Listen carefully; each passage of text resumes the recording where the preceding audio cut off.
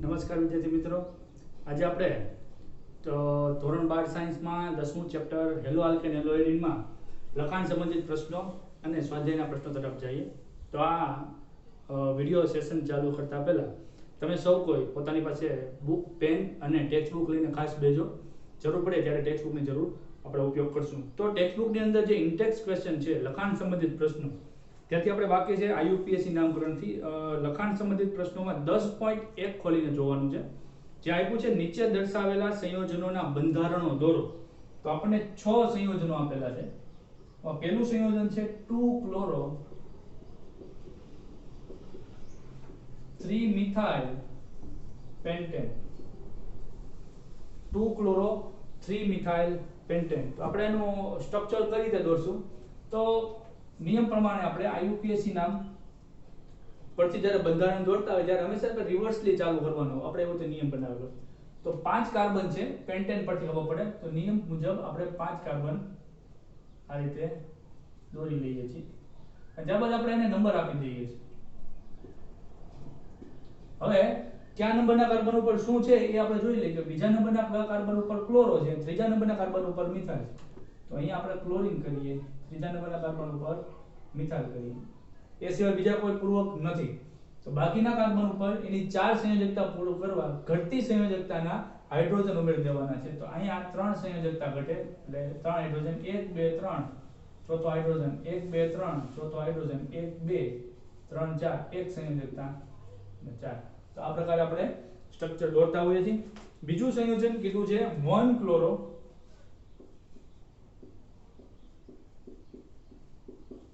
4 ethyl.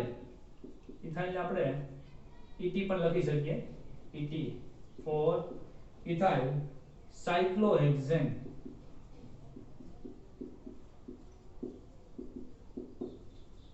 તો hexane નથી, સાયક્લોહેક્સેન. સાયક્લો એટલે ચક્રીય, તમે સૌ કોઈ જાણો છો. રિવર્સમાં લેવાનું હંમેશા. તો આપણે સાયક્લિક સ્ટ્રક્ચર લખીએ. આ બેન્ઝીન નથી, આ સાયક્લોહેક્સેન છે. હવે એમાં 1 ક્લોરો અને 4 ઇથાઇલ. તો આપણે ક્યાં કોઈ પણ સ્થાનેથી નંબર આપવાનું ચાલુ કરીએ 6. તો પહેલા નંબરના કાર્બન ઉપર ક્લોરીન દોરવાનું છે અને ચોથા નંબરના કાર્બન ઉપર ઇથાઇલ. ઇથાઇલ C2H5 પણ લખી શકાય, CH2CH3 પણ લખી શકાય. તો આ એક સિમ્પલ બંધારણ, ખૂબ જ સિમ્પલ બંધારણ થયું. ત્યારબાદ ત્રીજું બંધારણ 4 પછી કીધું છે તૃતીયક બ્યુટાઇલ. 4 તૃતીયક બ્યુટાઇલ 3 આયોડો હેપ્ટેન. તો હેપ્ટેન કીધું છે એટલે 7 કાર્બન રિવર્સમાં આવવાનું. 7 કાર્બન દોરી લઈએ આપણે. 1 2 3 4 5 6 7. 1 2 3 4 5 6 7. હવે ત્રીજા કાર્બન ઉપર આયોડો છે અને ચોથા કાર્બન ઉપર તૃતીયક બ્યુટાઇલ. તો પહેલા નંબર આપીએ 1 2 3 4 5 6 7 કાર્બન. હવે તમે અહીંથી પણ નંબર આપી શક્યા હોત. હવે ત્રીજા કાર્બન ઉપર આયોડો સમૂહ આપણે ગોઠવા, પણ ચોથા નંબરના કાર્બન ઉપર તૃતીયક બ્યુટાઇલ કીધું છે. હવે બ્યુટાઇલ સમૂહ એટલે 4 કાર્બન, તમે સૌ કોઈ જાણો છો. એટલે તૃતીયક બ્યુટાઇલ કોને કહેશું? તો કે જે કાર્બન અન્ય 3 કાર્બન સાથે જોડાયેલો હોય એ તૃતીયક કાર્બન કહેશું. તો આ કાર્બન છે અન્ય 3 કાર્બન સાથે જોડાયેલો છે એટલે આને તૃતીયક કાર્બન કહેવાય. કુલ કાર્બનની સંખ્યા કેટલી? તો કે 4 થઈ ગઈ એટલે બ્યુટાઇલ સમૂહ થઈ ગયા. અહીંયા ઘટતી સંયોજકતાના હાઇડ્રોજન CH3 CH3 CH3 1 2 3 અને ચોથો જે સંયોજકતાનો હાઇડ્રોજન હતો એ દૂર થયો એટલે આપણે આને તૃતીયક બ્યુટાઇલ સમૂહ કહેતા.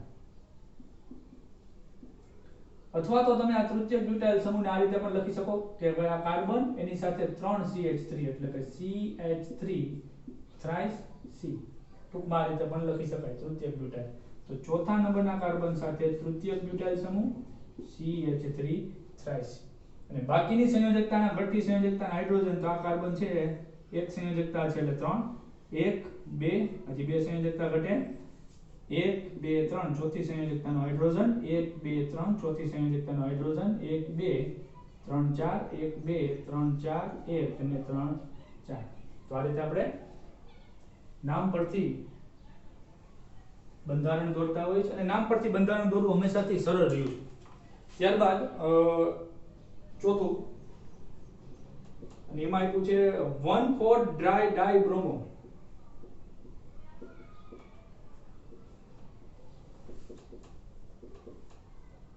બ્યુટુઇન. અને પાંચમું પણ અહીંયા લખી લો 1 બ્રોમો 4 દ્વિતીયક બ્યુટાઇલ 2 મિથાઇલ બેન્ઝીન. તો પહેલા ચોથા નંબરનું સ્ટ્રક્ચર જો રિવર્સમાં હંમેશા આવવાનું છે. 2 ઇન પણ કોને બ્યુટ એટલે કેટલા કાર્બન થાય? Butane 4 carbon. તો 4 કાર્બન દોરીએ આપણે 1 2 3 4. હવે એમાં પ્રત્યય આવ્યો છે ઇન દ્વિબંધ. કેટલા નંબરના કાર્બન ઉપર? બીજા કાર્બન ઉપર. તો એની પહેલા નંબર આપી દે. કોઈ પણ સાઈડથી તમે નંબર આપી શકો. આ સાઈડથી પણ આપી શક્યા હોય. હવે બીજા નંબરના કાર્બન ઉપર દ્વિબંધ છે એનો અર્થ એમ કે દ્વિબંધ બીજા અને ત્રીજા નંબરના કાર્બન ઉપર છે એટલે આ દ્વિબંધ. પહેલા નંબરના કાર્બન ઉપર અને ચોથા નંબરના કાર્બન ઉપર બ્રોમિન છે એટલે આપણે અહીંયા બ્રોમિન દોરીએ. બ્રોમિન ચોથા નંબરના કાર્બન ઉપર બ્રોમિન. બસ પૂર્વ પ્રત્યયનું કામ પૂરું થઈ ગયું. કાર્બનની ઘટતી સંયોજકતાના હાઇડ્રોજન મૂકી દો. 1 2 2 હાઇડ્રોજન 4 1 2 3 4 1 2 3 4 1 2 3 4. કાર્બનની સંયોજકતા 5 ન થઈ જાય, 4 જ રહેવી જોઈએ, કાળજી લેવાની. પાંચમું સ્ટ્રક્ચર થોડુંક લાંબુ છે. રિવર્સ આવો. મૂળ સંયોજન બેન્ઝીન છે એટલે આપણે બેન્ઝીન દોરી લઈએ.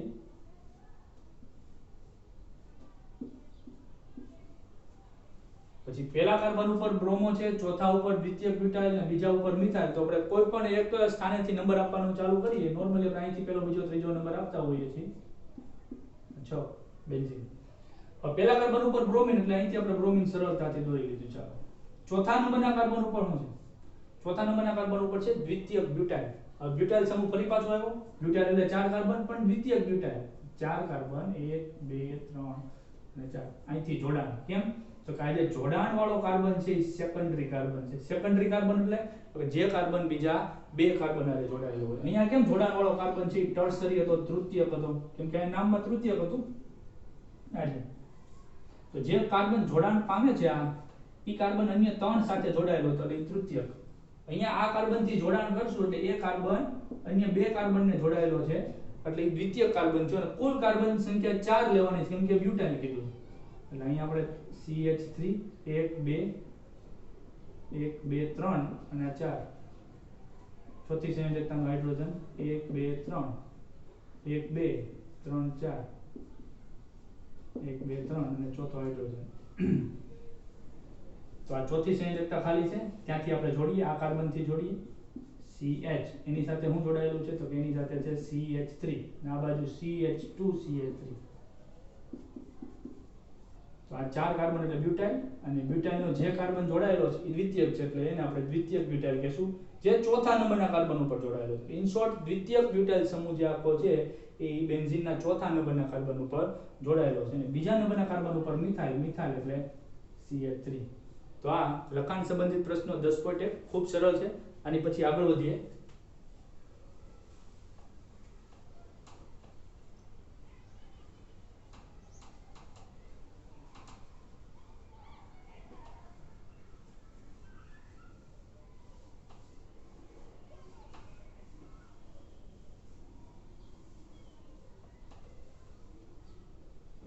હવે આવે છે લખાણ સંબંધિત પ્રશ્નમાં 10.2.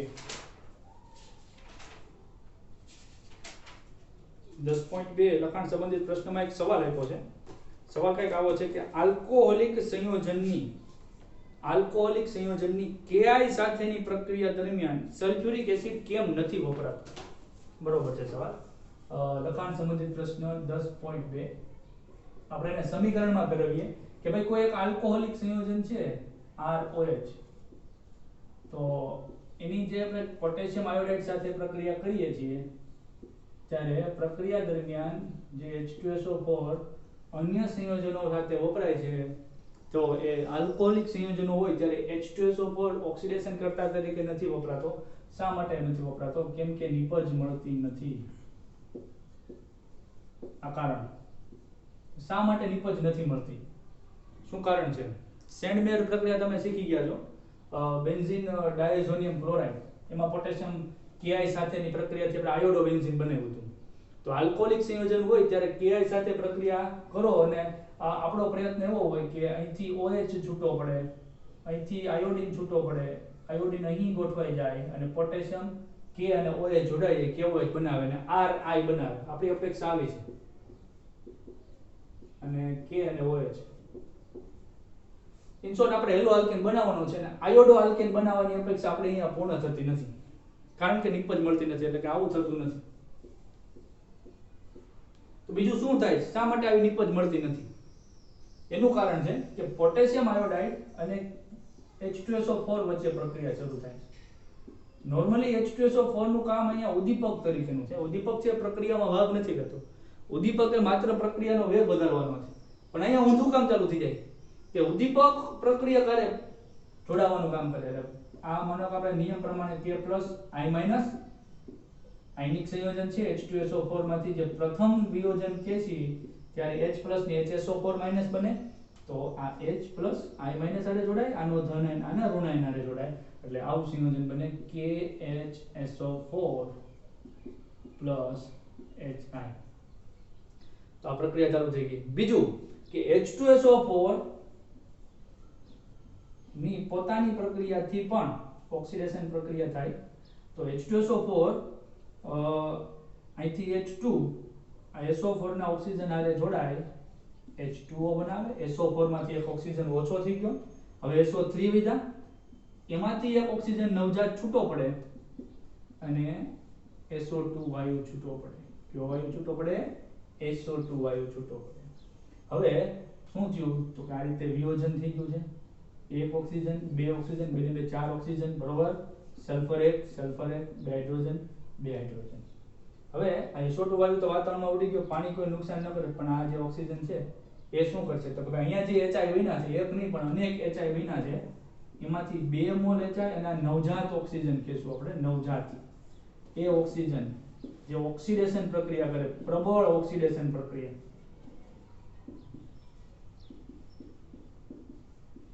અને એના કારણે આ બે H2 આ ઓક્સિજન મેળવી H2O બનાવશે ફરી પાછું, અને આ આયોડિન 1 અને આ 2, કેમ કે આ HI છે એટલે H+ I-, બીજો HI 2H+ 2I-, અને આ ઓક્સિજન, એટલે આ જે I- છે એનો જે નેગેટિવ ચાર્જ છે એ ઓક્સિજન મેળવી લે, કેમ કે વિદ્યુત ઋણતા ઓક્સિજનની વધારે, આ રીતે જાય, એટલે આ બેનો O, બે ઓક્સિજન, બે આયોડિન પાસેથી -1 એક એક ઇલેક્ટ્રોન લઈ લીધા, O- 2 આ I2, બે આયોડિન છૂટા પડ્યા એટલે I2 બનાવે, અને H+ અને O- 2 એટલે H2O અને I2 બને. ઇન શોર્ટ નિપજ કંઈક અલગ બને છે.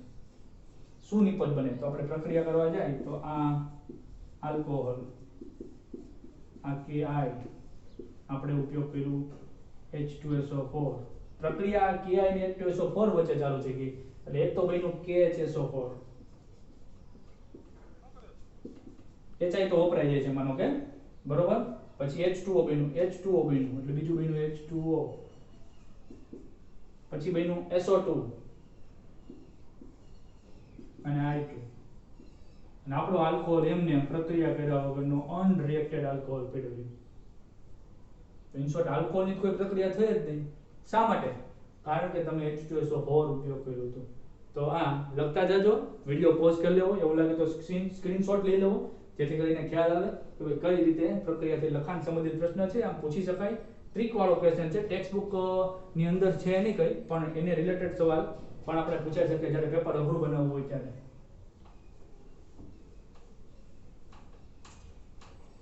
ત્યારબાદ લખાણ સંબંધિત પ્રશ્ન 10.3 તરફ જાઓ.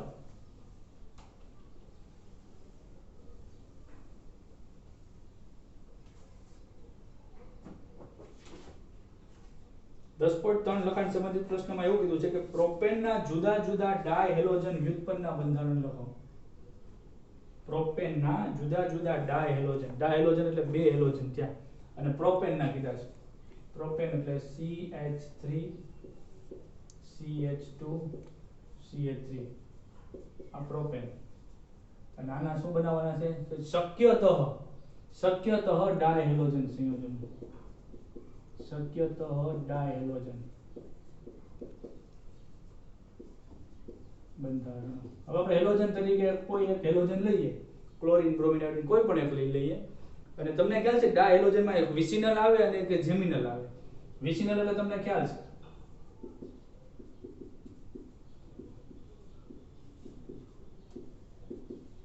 વિસિનલ એટલે શું થાય કે ભાઈ એક જ કાર્બન ઉપર જો બે સમાન હેલોજન હોય તો એને જેમિનલ કહેવાય. વિસિનલ એટલે મેં તમને આ રીતે સમજાવ્યું હતું જ્યારે કે ભાઈ તમારી બે આંગળી લેવાની છે, આ વી બને વિક્ટરી, આ વી ન બને, આ યુ બને, આ રીતે યુ ન બને, આ યો બને યો, તો વી બનાવવાનો પાસ પાસેના કાર્બન 1 2, તો આ પણ વિસિનલ થયું, આ પણ.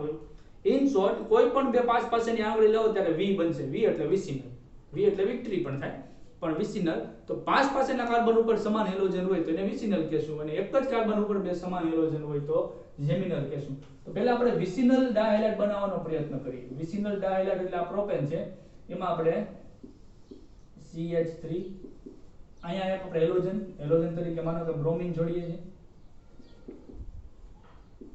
અને એ હાઇડ્રોજન નું વિસ્થાપન બ્રોમિન વડે કરશું. તો આ એક સંભાવના. આનું આયુપીએસી નામ થશે 1 2 3 1 2 ડાયબ્રોમોપ્રોપેન. 1 2 ડાયબ્રોમોપ્રોપેન આ વિસિનલ ડાયહાઇલાઇડ થશે. હવે જેમિનલ બનાવવાનો પ્રયત્ન કરીએ, કેમ કે વિસિનલ ની બીજી તો કોઈ સંભાવના છે નહીં, તો જેમિનલ બનાવીએ. તો જેમિનલમાં કોઈ એક કાર્બન ઉપર બે બ્રોમિન રાખીએ તો આપણે પહેલા નંબરના કાર્બન ઉપર બે બ્રોમિન રાખીએ, અને એની માટે આપણે બે હાઇડ્રોજન દૂર કરવા પડે, જેને આપણે વિસ્થાપન પ્રક્રિયા કહેશું. 1 2 3. તો આનું આયુપીએસી નામ થશે 1 1 ડાયબ્રોમોપ્રોપેન, કે જેમાં પહેલા નંબરના કાર્બન ઉપર જ બે બ્રોમિન છે. 2 2 ડાયબ્રોમોપ્રોપેન સંભવ છે? વિચાર કરો. હા, CH3 C CH3, વચ્ચેનો જે કાર્બન છે ને બે હાઇડ્રોજનના બદલે બે બ્રોમિન, એક જ કાર્બન ઉપર બે હેલોજન, જેમિનલ. 2 2 ડાયબ્રોમોપ્રોપેન. 3 3 ડાયબ્રોમોપ્રોપેન સંભવ છે? નહીં, કેમ કે તમે ત્રીજા નંબરના કાર્બન ઉપર બે બ્રોમિન આપો તો એનો નંબર પહેલો થઈ જાય, બરોબર? તો એ 1 1 ડાયબ્રોમોપ્રોપેન જ થાય. ઇન શોર્ટ કે આમાંથી એક વિસિનલ ડાયહાઇલાઇડ બને છે અને બે જેમિનલ ડાયહાઇલાઇડ બને છે. કુલ 3 ડાયહેલો વ્યુત્પન્ન બની શકે. વ્યુત્પન્ન એટલે કે જેમાંથી ઉત્પન્ન થાય એ ભાગ, સબસ્ટન્સ, રેસિડ્યુ. તો 3 ડાયહેલો સબસ્ટન્સ બની શક્યા. જવાબ એમાં 10.3 માં. ત્યારબાદ 10.4 થોડુંક મોટું છે, એને આપણે ટૂંક સમય માટે પોસ્ટપોન કરીએ. 10.5 તરફ જઈએ.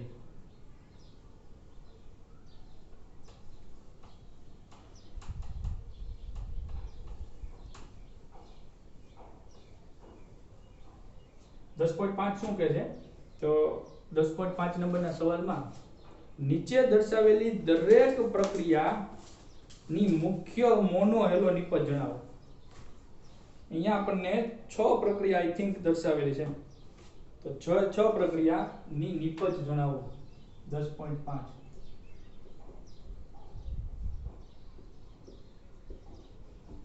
આપણે શીખી રહ્યા છીએ લખાણ સંબંધિત પ્રશ્નો, અને એમાં 10.5 એટલે કે 10મા ચેપ્ટરનો 5મો સવાલ લખાણ સંબંધિત પ્રશ્ન. તો હું પહેલા બધી પ્રક્રિયા લખી લઉં છું.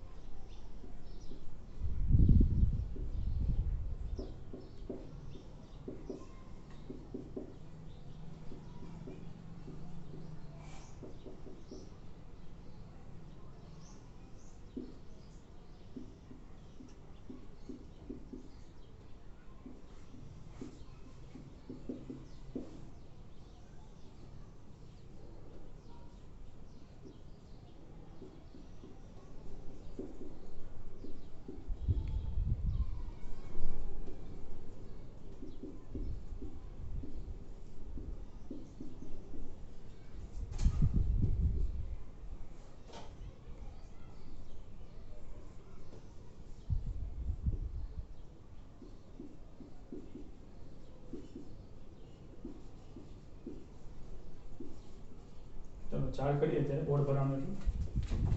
હવે પહેલી પ્રક્રિયા, બેન્ઝીન નથી, ફિનોલ નથી, જોજો આ સાયક્લોહેક્ઝેન છે અને આલ્કોહોલ, સાયક્લોહેક્ઝેનોલ કહેશું તેને. અને SOCl2 જેને આપણે થાયોનિલ ક્લોરાઇડ કહીએ છીએ. એટલે આ પ્રક્રિયા જો તમને યાદ હોય તો હેલો આલ્કેન ની બનાવટ, કેમ કે બેન્ઝીન તો છે નહીં, હેલો એરિન તો થવાનું નથી. બેન્ઝીન હોય ફિનોલ હોય તો એ તો પ્રક્રિયા કરવાની નથી. આ હેલો આલ્કેન ની બનાવટ છે અને એ બહુ સિમ્પલ પ્રક્રિયા. SOCl2 નું સ્ટ્રક્ચર કંઈક આ રીતનું છે.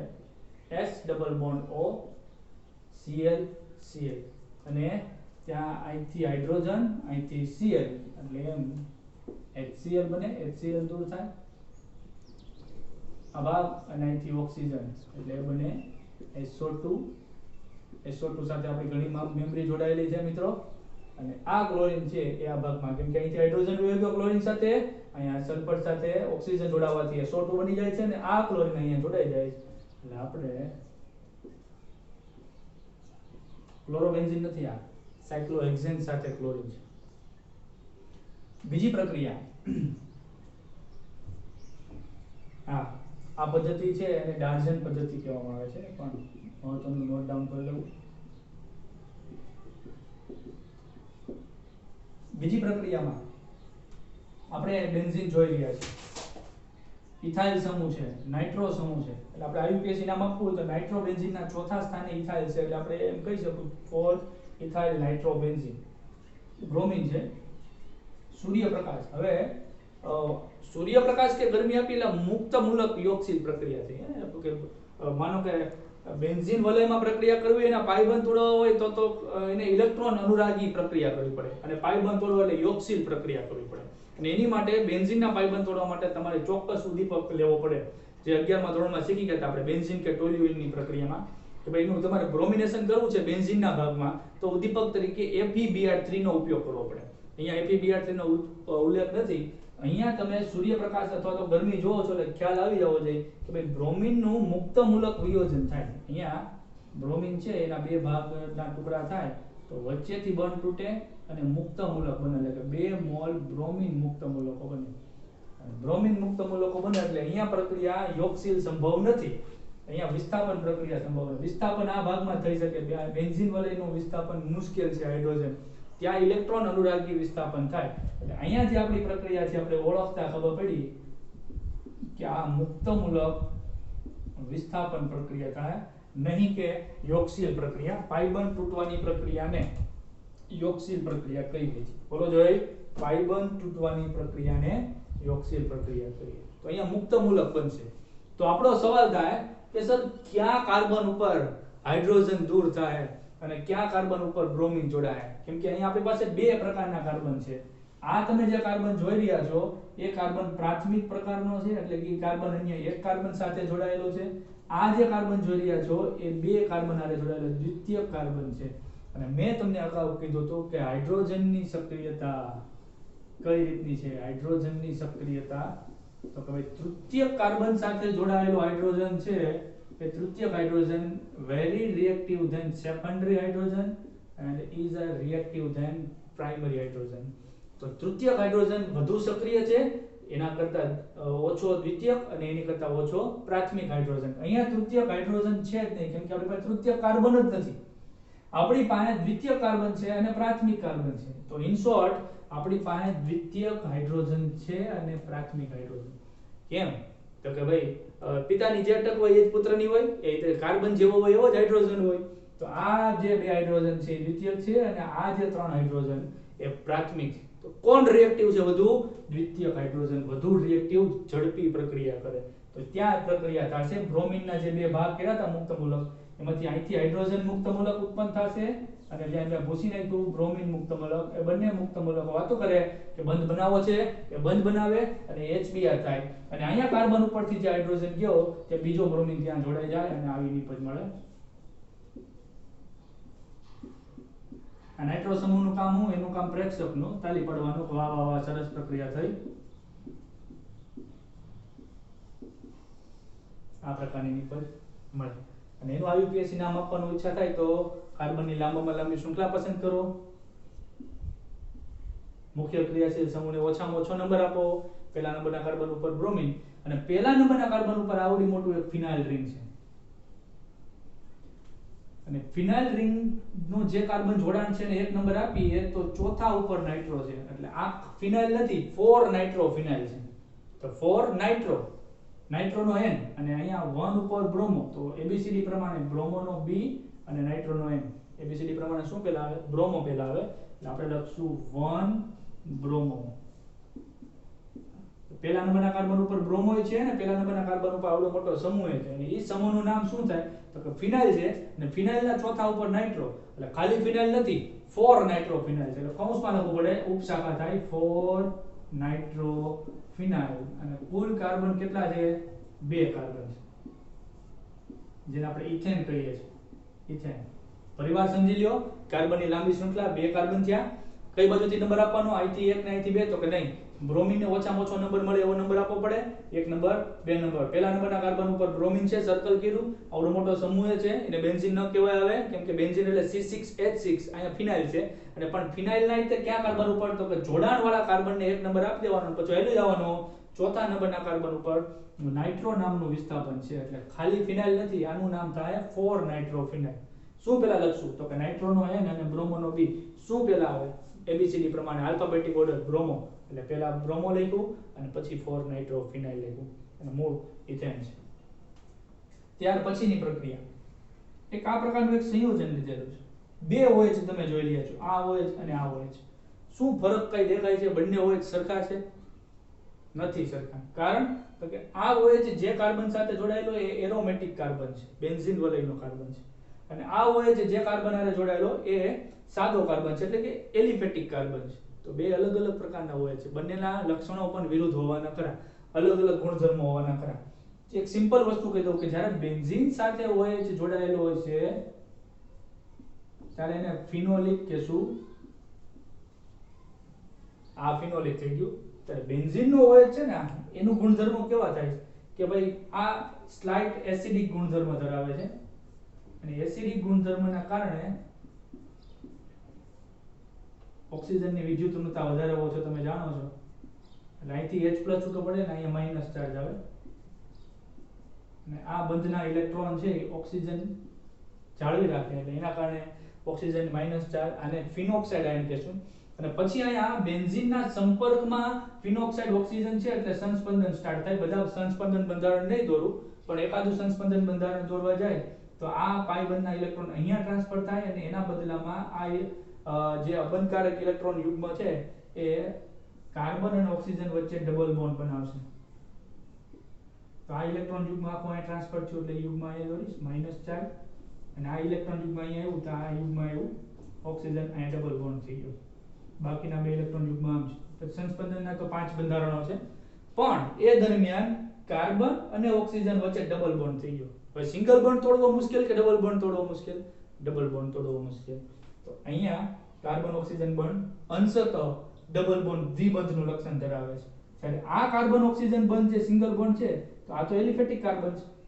એલિફેટિક કાર્બનમાં તો કઈ સંસ્પંદન થવાનું નથી, એના કારણે આ કાર્બન ઓક્સિજન બંધ તોડવો મુશ્કેલ છે, આ કાર્બન ઓક્સિજન બંધ તોડવો સરળ છે. અહીંયા કઈ બીજું કઈ વિશેષ કરવામાં આવ્યું નથી, માત્ર ગરમી આપવામાં આવી છે, અને એ ગરમીના કારણે આ એલિફેટિક કાર્બન ઓક્સિજન જેને આપણે આલ્કોહોલિક કહેશું, આને ફિનોલિક કહેશું, કેમ કે બેન્ઝીન સાથે હોય છે. આલ્કોહોલિક અને એ બંધ તૂટે, અહીંથી H અહીંથી OH, એટલે કે પાણીનો નો અહીં નીચે માઈનસ કરીને લખી શકો અથવા આ રીતે પ્લસ કરીને નિપજમાં લખાય. અને એના બદલામાં શું જૂતે તો પેસેલો, OH તો ક્લોરીન લો, અને એ ક્લોરીન ગોઠવાઈ જાય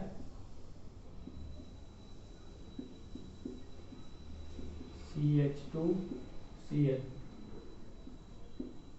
અને OH, આવી નિપજ બને. હવે એની પછીનું સંયોજન ચોથું નંબરનું બંધારણ. હવે અહીંયા શું પ્રક્રિયા દેખાય છે? તો ડબલ બોન્ડ દેખાય છે, HI દેખાય છે. તો ક્યાં નિપજ, કઈ રીતે જોડાણ થાય, શું કરવું? HI ડબલ બોન્ડ દેખીતી રીતે અસમમિતીય દ્વિબંધ દેખાય છે, કે આ કાર્બન એની સાથે હાઇડ્રોજન અને આ કાર્બન એની સાથે CH2. અને HI તો માર્કોનિકોના નિયમનો ઉપયોગ કરવો પડશે. 11મા ધોરણમાં શીખી ગયા છો ને, અહીંયા માર્કોનિકો મુજબ નિપજ મળશે. માર્કોનિકો નિયમ શું કહે છે? માર્કોનિકો નિયમ એવું કહે છે H+ કે અસમિતીય દ્વિબંધ હોય આલ્કીન સંયોજનમાં ત્યારે પાઈ બંધ તૂટશે એટલે કે યોગશીલ પ્રક્રિયા થાય ત્યારે આ જે અસમ પ્રક્રિયક છે, અસમ પ્રક્રિયક એટલે કે સમાનતા નથી તેઓ HI હાઇડ્રોજન આયોડીન સમાનતા ક્યાં છે ભાઈ? હમણાં I2 હોય આયોડીન આયોડીન સમાનતા, H2 હોય સમાનતા, Cl2 હોય ક્લોરીન ક્લોરીન સમાનતા. પણ આપણે તો અસમ પ્રક્રિયક જ લેવાનો છે. એમાં કેવો અસમ પ્રક્રિયક કે જેની વિદ્યુત ઋણતા વધારે. અહીંયા HI લીધેલું છે, બીજું કંઈ પણ લઈ શકાનું હોય HCl કે પછી NH3 કે જ્યાં વિદ્યુત ઋણતાનો ફરક છે અને વધુ વિદ્યુત ઋણતા વાળો ભાગ એટલે અહીંયા HI- આયોડીન ઉત્પન્ન થયો છે તો આને અસમ પ્રક્રિયક કહેવાય. અસમિતીય આલ્કીન છે એટલે કે કાર્બન કાર્બન દ્વિબંધની આજુબાજુ બે હરખું નથી. યોગશીલ પ્રક્રિયામાં પાઈ બંધ તૂટવાની પ્રક્રિયામાં અસમ પ્રક્રિયકનો વધુ વિદ્યુત ઋણ ઘટક ક્યાં જોડાય? ઓછા હાઇડ્રોજન વાળા કાર્બન હારે જોડાય. તો અહીંયા એક હાઇડ્રોજન છે, અહીંયા 1 2 3 ને 4 સંયોજકતા પૂરી થઈ ગઈ, એકે હાઇડ્રોજન છે નહીં. તો I- નો એટેક સીધો ક્યાં હશે? જે કાર્બન પાસે હાઇડ્રોજન ઓછા હશે એની એટેક હશે. એટલે બાંધવા જવાની વાત છે. હશે કાઈ કેવું ભાઈ જેની પાસે ઓછું પ્રોટેક્શન એની હારે બાંધવા જવાનું. એટલે અહીંયા આની પાસે હાઇડ્રોજન છે અને આઈ થિંક અસમ પ્રક્રિયકના હાઇડ્રોજન થી બીક લાગતી હોવી જોઈએ, એવું કંઈક હોવું જોઈએ. એટલે I- આની પાસે એકે હાઇડ્રોજન નથી. હા, એની પાસે જે કાર્બન છે એની પાસે હાઇડ્રોજન છે પણ ડઝન્ટ મેટર. આ કાર્બન પાસે તેની 4 સંયોજકતા પૂરી થઈ જવાના કારણે એક હાઇડ્રોજન નથી એટલે આનો એટેક માર્કોનિકો મુજબ અહીંયા થાય અને એના કારણે પાઈ બંધ તૂટશે અને એ પાઈ બંધ તૂટે એટલે આ ઋણ આયન ઋણ વીજભાર અહીંયા ગયો અને અપાકર્ષણ થાય પાઈ બંધ અહીંયા ટ્રાન્સફર થાય ને ઋણ આયન અને ત્યાં આ નેગેટિવ બનશે કાર્બન અને પછી ત્યાં હાઇડ્રોજન અહીંયા જોડાય. તો આની પછી કઈ રીતે બને છે? આવી બને છે.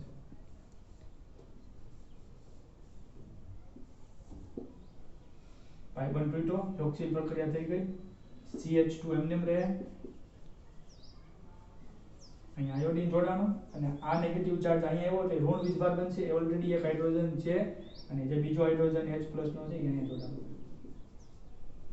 તો કંઈક આવી નિપજ બને. એટલે H2 ન લખીએ તોય હાલે. હજી બે બાકી છે છેલ્લા, એ આપણે સોલ્વ કરી લઈએ.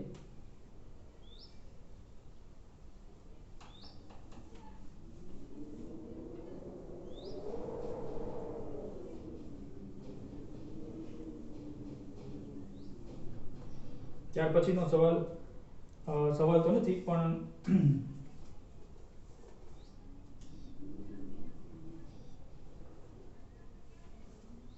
ચોથો નંબર, પાંચમો નંબર 10.5 માં પાંચમું CH3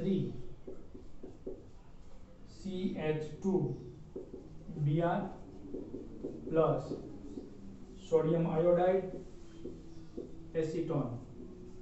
ઓહો, આ તો પ્રક્રિયા બહુ વહેલી થઈ ગઈ ભાઈ, તમને ખ્યાલ આવી જવો જોઈએ.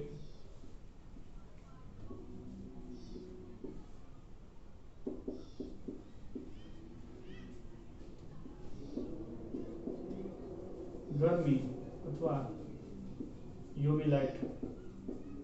હવે આમાં ઉપલું સોડિયમ આયોડાઇડ એસીટોન કઈ પ્રક્રિયા થઈ? હેલોજન વિનિમય પ્રક્રિયા. ફિંકલસ્ટેન કે શ્વાર્ટ્ઝ આયોડીન જો ક્લોરીન કે બ્રોમિન નું વિસ્થાપન કરે તો ફિંકલસ્ટેન કે શ્વાર્ટ્ઝ પ્રક્રિયા થઈ? ફિંકલસ્ટેન પ્રક્રિયા થઈ. કેમ કે ફિંકલસ્ટેન મેં તમને કીધું હતું કે ભાઈ ફ ભળતા નામથી ભરમાવું નહીં. ફિંકલ એટલે ફ્લોરિન નહીં, ફિંકલસ્ટેન માં આયોડીન આવે છે. આ ફિંકલસ્ટેન પ્રક્રિયા છે અને એમાંથી એસીટોન જોઈ જાય એટલે હરખાઈ જવાનું રહે. આપણે સીધી સિમ્પલ પ્રક્રિયા છે. અવારનવાર પૂછાયેલું શું થાય? હેલોજન વિનિમય આપલે આટા પાટા અદલા બદલી તો આયોડીન દે બ્રોમિન દો અને આ રીતે જોડાણ થાય CH3 CH2I અને બ્રોમિન ત્યાં ગયો સોડિયમ આયોડાઇડ. અને સોડિયમ આયોડાઇડ છે એસીટોન માં કઈ દ્રવ્ય થતો નથી એટલે અદ્રાવ્ય પડ્યો રહે. ગાડી લેવાનો, અલગ કાઢી લેવાનો એસીટોન માં અદ્રાવ્ય. એટલે આપણી નિપજ આયોડોઇથેન સરળતાથી મળી ગઈ. ચાલો, આ પ્રક્રિયા તો સરળ હતી. શું નામ થાય? બેન્ઝીન? નહીં, 3 પાઈ બંધ છે નથી. સાયક્લોહેક્ઝીન છે. સાયક્લો ચક્રીય, હેક્ઝેન નથી. ઇન હેક્સ ચક્રીય છે. સાયક્લો ઇન દ્વિબંધ સાયક્લોહેક્ઝીન. કઈ પ્રક્રિયા? માર્કોનિકો? નો થાય. શું કામ ન થાય? કેમ કે દ્વિબંધ સમમિતીય છે, કાર્બન સાથે હાઇડ્રોજન, આ કાર્બન સાથે હાઇડ્રોજન. કેવી રીતે ખબર પડે? તો આ કાર્બન જો સંયોજકતા ગણો 1 2 3, ચોથી સંયોજકતા થી હાઇડ્રોજન જ હોય. આ કાર્બન ગણો 1 2 3 અને 4. તો અસમમિતીય દ્વિબંધ હોય ને ત્યારે અસમ પ્રક્રિયક જોડાય. અને ઓલી પાછો પ્રક્રિયક કઈ સમ છે? Br2. અસમ પ્રક્રિયક તો છે નહીં. આ ગરમી અહીંયા હતી ઈ જ પ્રકાર અહીંયા ગરમી છે. તો આ કોઈ માર્કોનિકો પ્રક્રિયા છે, કંઈક અલગ જ પ્રકારની પ્રક્રિયા. અને સાયક્લોહેક્ઝીન જ્યારે ચક્રીય બંધારણ હોય ને એના પાયબંધ ન તૂટે. હમણાં આ પ્રક્રિયા હોત ને CH2 double bond CH2 plus Br2, તો આની નિપજ સ્પષ્ટ હતી, પાયબંધ તોડવાનો અને બે જગ્યાએ બ્રોમિન જોડવાનો. તો આ નિપજ બને. કેમ? તો કે આ છે એલિફેટિક સંયોજન છે. અહીંયા આપણી પાસે એલિફેટિક જ છે, પણ ચક્રીય બંધારણનો પાયબંધ મજબૂત હોવાનો છે. પ્લસ વિદ્યુત ઋણતા કોની વધારે? તો આ ક્રમ પણ જાણો છો તમે, વિદ્યુત ઋણતાનો ક્રમ. કે ભાઈ sp2 કાર્બન છે એની વિદ્યુત ઋણતા sp3 કાર્બન કરતા વધુ હોવાની છે. તો આ નિયમનો પણ અહીંયા ઉપયોગ કરવાનો થાય. તો આ જે દ્વિબંધ વાળો કાર્બન છે એ ની બાજુનો કાર્બન આ જે sp3 સંકરણ ધરાવે છે. એટલે આ તો એલાઇલિક સંયોજન થઈ ગયું કે ડબલ બોન્ડ પછીનો કાર્બન જો sp3 હોય તો ઈ સંયોજન એલાઇલિક થઈ ગયું. ને અહીંયા એલાઇલિક વિસ્થાપન થવાનું છે. હવે આ કાર્બનની સંયોજકતા 1 2 અને એની સાથે બે હાઇડ્રોજન હોય 3 4. અને અહીંયા એલાઇલિક વિસ્થાપન થાય, અહીંથી હાઇડ્રોજન મુક્ત મૂલક, અહીંથી બ્રોમિન મુક્ત મૂલક HBr બનાવશે, અને અહીંયા હાઇડ્રોજન ગયો એના બદલામાં વિસ્થાપન થાય બીજા બ્રોમિનનું, એટલે નિપજ આવી બનશે એલાઇલિક એલાઇડ. આ પ્રક્રિયાને આપણે કહીશું એલાઇલિક વિસ્થાપન પ્રક્રિયા. અને આ જે નિપજ બની એને આપણે એલાઇલિક એલાઇડ એટલે કહીશું કેમ કે હેલોજન વાળો કાર્બન છે એ sp3 સંકરણ ધરાવે છે અને એના પછીનો કાર્બન છે sp2. એલાઇલિક ની વ્યાખ્યા વાંચી લે.